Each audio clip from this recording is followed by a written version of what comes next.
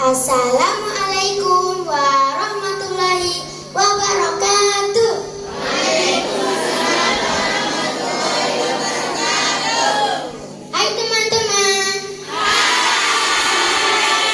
Kenalkan, nama saya Aminah Disa Eltufa.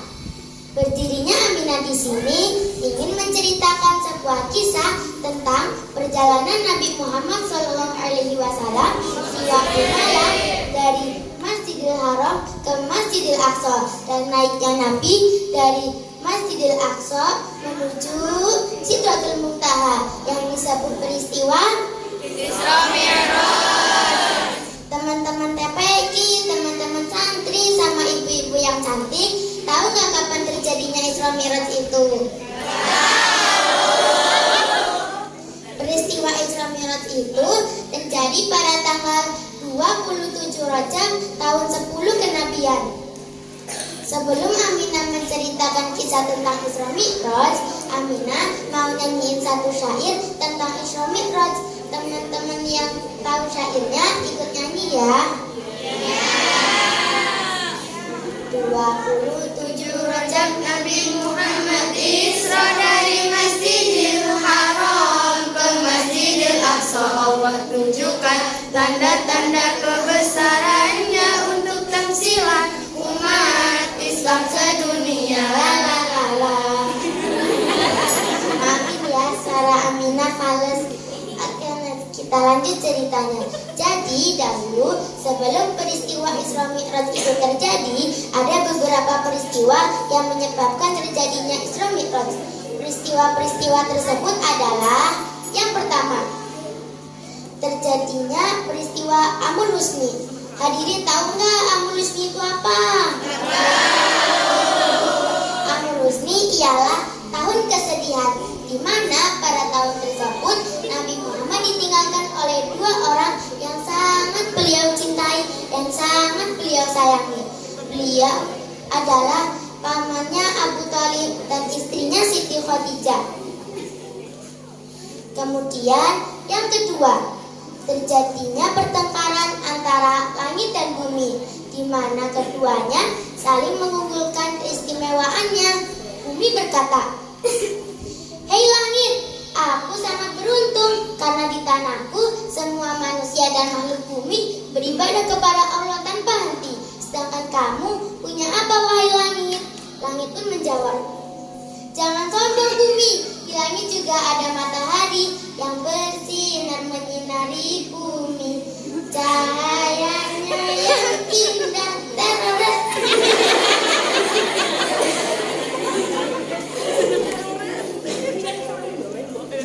Bumi berkata lagi, "Hele, hanya itu. Kau tahu langit, di bumi ada satu tempat yang menjadi poros dunia, di mana semua umat muslim ingin mendatanginya."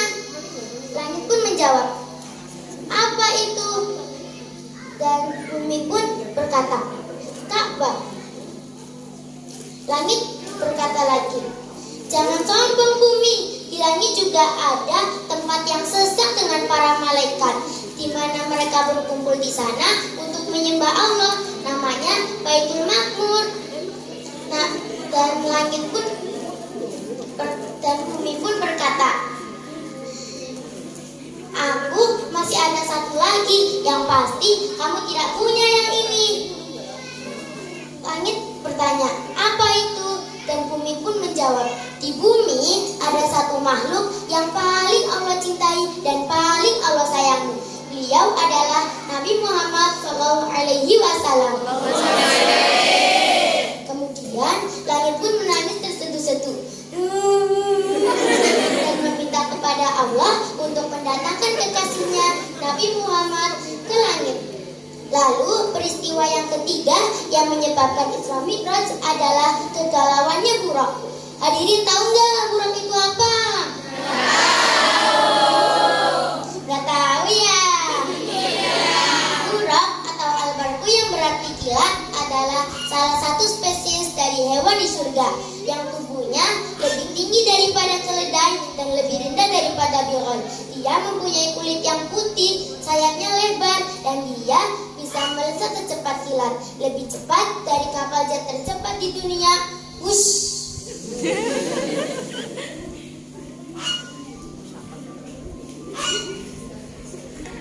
Adapun kisahnya si buruk seperti ini. Alkisah di taman surga yang indah, ada beberapa buruk yang sedang bercanda ria. Ada yang lagi ngopi, ada yang lagi ngerumpi, ada yang lagi makan bersama samudra plus es istri. Itu mbak santri. Namun si pojok sana ada ternyata buruk yang terus dan sedang menyendiri, galau seperti habis diputusin pacarnya. Lantas Allah yang melihat kejadian tersebut pun langsung mengutus malaikat Jibril untuk bertanya pada si buruk. Wahai buruk, kamu kenapa? Tanya malaikat Jibril. Lalu si buruk menjawab, aku sangat dan sangat ingin bertemu dengan seseorang. Siapa itu? Pacarmu? Tanya malaikat Jibril. Bukan, aku ingin bertemu dengan seseorang yang bernama Muhammad. Kata buruk sambil menuju gerbang surga yang bertuliskan lafaz indah, La ilaha illallah Muhammadur Rasulullah. Kemudian, karena kerinduan yang sangat itu, Allah pun mengutus si buruk ini untuk menjadi tunggangan saat Nabi melakukan Isra Mi'raj. Lalu berbahagialah buruk seperti sedia kala, seperti kata pepatah, pucuk dicinta, ulang pun tiba. Teman-teman santri, teman-teman TPQ, sama ibu-ibu TPQ, lanjut gak nih ceritanya? Jadi, setelah peristiwa tadi, Allah kembali mengutus malaikat Jibril untuk mengantarkan Nabi melakukan Isra Mi'raj. Ngomong-ngomong tentang Isra Mi'raj, dalam kitab Aqidatul Awam yang Aminah pelajari di sini, karangan Asy-Syaikh Al-Alim Al-Ulama As-Sayyid Ahmad Al-Marzuki. Sana ada syair tentang Isra Mi'raj.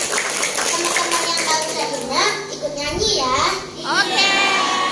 Wa qabla hijratin bil Isra Min Makkatil laila li qudsi yudra wa ba'da Isra'il urujul sama hatta ra'a nabi Rabba kalama min ghairi kaifa wan haysari wa tarak alaihi khamsan ba'da khamsin farat wa balaghal ummata bil Isra'i wa fardil khamsatin bilang tirai. Kemudian sampailah Nabi pada Mi'raj atau tangga. Kemudian Jibril dan Nabi naik sehingga mereka sampai di depan pintu langit pertama. Jibril pun mengetuk pintu langit pertama, dan dari dalam pintu tersebut terdengar sautan dari penjaga pintu. Man hada? Saeta? Tanya penjaga pintu. Ana Jibril, jawab malaikat Jibril. Dengan siapa? Dengan Muhammad.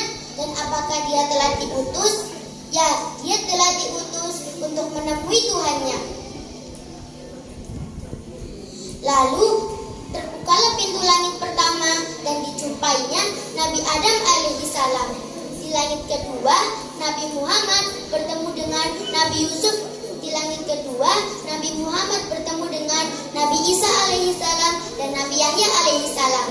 Di langit ketiga, Nabi Muhammad bertemu dengan Nabi Yusuf alaihissalam. Di langit keempat, Nabi Muhammad bertemu dengan Nabi Idris alaihissalam. Di langit kelima, Nabi Muhammad bertemu dengan Nabi Harun alaihissalam.